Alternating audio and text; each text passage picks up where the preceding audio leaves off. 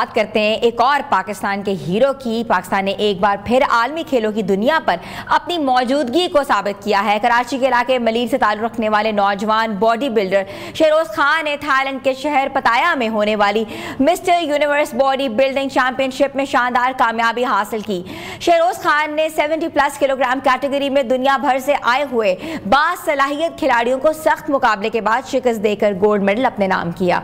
ये सिर्फ ज़ाती कामयाबी नहीं बल्कि पाकिस्तान के लिए एक और आलमी एजाज़ है जिसने मुल्क का परचम सरबुलंद किया। इनकी वतन वापसी पर कराची एयरपोर्ट पर अहले खाना, दोस्तों, मदाहों और शायकीन ने कहते ना कि हीरो जैसा इस्तकबाल किया। MQM पाकिस्तान के रहनुमा शारिक जमाल भी उनके इस्तकबाल के लिए मौजूद थे और आज ये हमारे साथ कराची से हमारे स्टूडियो में मौजूद है, जिनको हम वेलकम कहते हैं। अस्सलाम वालेकुम शहरोज़। वालेकुम अस्सलाम शहरोज़, बहुत बहुत मुबारक हो with like a warm gift for Pakistan. Thank you so much, thank you so much. अच्छा Shahroz, let's start with your the entire journey. सबसे पहले बताएं कि इस कामयाबी के पीछे आप कहते हैं कि क्या मेहनत थी, क्या लगन थी, क्या थॉट थी, कब से आपने ये शुरू किया और आज जो आप इस मुकाम पे पहुँचे हैं? देखें, सबसे पहले तो मैं अल्लाह ताला का शुक्र अदा करूँगा कि अल्लाह ताला ने मुझे इज़्ज़त दी और आज मैं इस मकाम पर हूँ तो अपनी वालिदा की दुआ से हूँ और अपने दोस्तों की सपोर्ट की वजह से मैं इस मकाम पर हूँ। वैसे अगर आप स्ट्रगल की बात कर रहे हैं तो मैं तकरीबन पिछले 15-16 साल से बॉडी बिल्डिंग कर रहा हूँ और ये मेरा पहला इंटरनेशनल इवेंट है जिसमें मैंने पार्टिसिपेट किया और अल्हम्दुलिल्लाह अल्लाह के हुक्म से कामयाब हुआ। अच्छा शहरोज़, ये भी बताइएगा कि इतना आलमी सतह पर इतना सख्त मुकाबला हुआ था तो आपने किन किन पहलवानों के साथ उनको चित किया या आपने आपके हरीफ बने वो? एक तो वहाँ के मकामी जो थाई बॉडी बिल्डर्स थे वो बड़े अच्छे थे जो कि मेरी क्लास में थे। उसके अलावा स्पेन के बॉडी बिल्डर्स थे, अफ़गानिस्तान के बॉडी बिल्डर्स थे जो कि बड़े अच्छे बॉडी बिल्डर थे, मेरी क्लास में थे। तो अल्हम्दुलिल्लाह उन तमाम को बीट करके मैंने क्लास भी विन करी और ओवरऑल भी मैंने टाइटल अपने नाम किया। अच्छा, दुनिया के आपने डिफरेंट बॉडी बिल्डर्स देखे हैं, सबसे ज़्यादा किस इलाके के जो बॉडी बिल्डर्स हैं पहचाने जाते हैं? देखें, एशिया के अगर हम बात करें तो अफ़गानिस्तान के बॉडी बिल्डर्स अच्छे हैं, इंडिया के बॉडी बिल्डर्स अच्छे हैं, इंक्लूड हमारे पाकिस्तान के बॉडी बिल्डर्स अच्छे हैं। लेकिन बस एक चीज़ की कमी होती है, थोड़ी हमारे यहाँ पे स्पॉन्सरशिप की कमी है जिसकी वजह से हम थोड़े पीछे रह जाते हैं।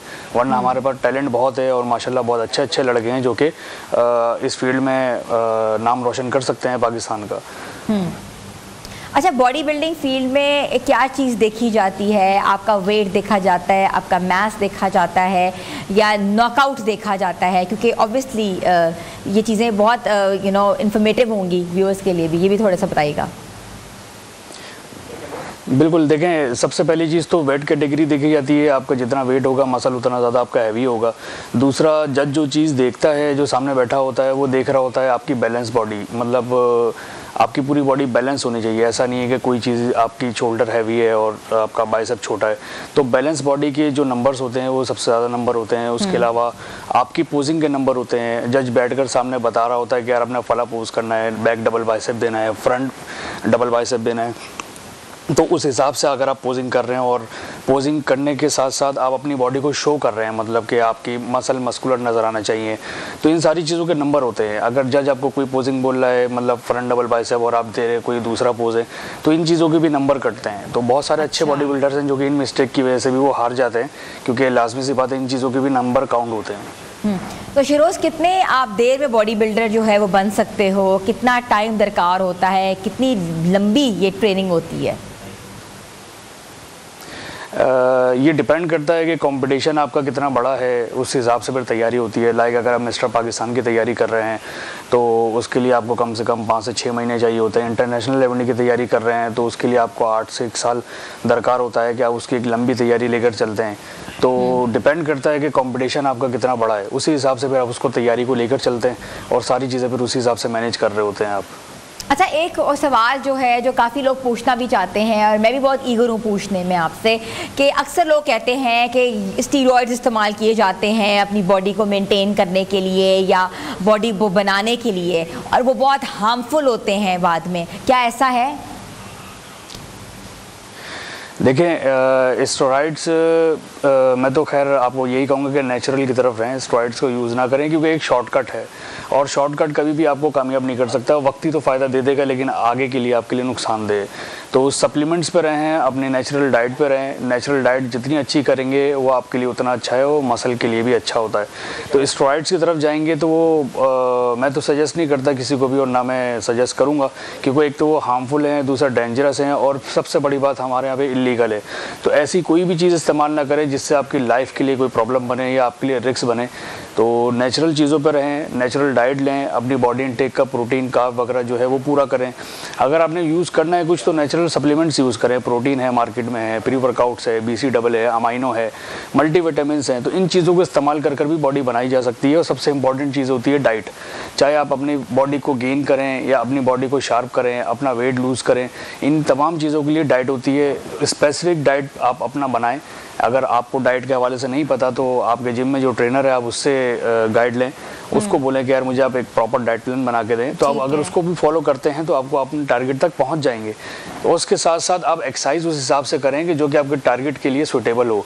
क्योंकि मैंने एक चीज़ देखी है जिमों में अक्सर कि उनका जो एक्सरसाइज शेड्यूल होता है, जो प्लान होता है, वो कुछ और कर रहे होते हैं और उनका टारगेट कुछ और होता है जिसकी वजह से उनको रिजल्ट नहीं मिलता।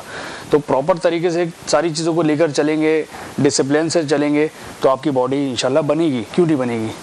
अच्छा, पर डे कैलोरी काउंट कितना लिया जाता है और कितना लेना चाहिए?